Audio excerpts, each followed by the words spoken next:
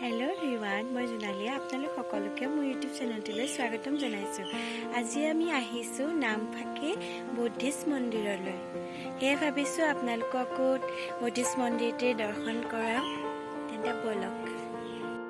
এয়া হৈছে নামফাকে বৌদ্ধ বিহাৰ গেট।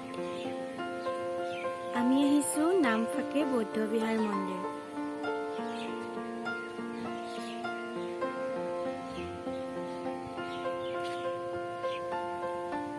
এয়া ভিতৰচৰা।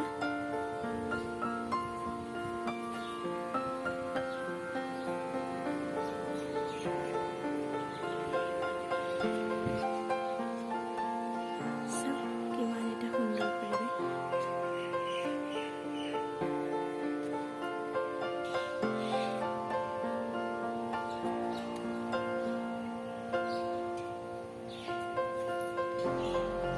নামফাকে বুদ্ধিষ্ট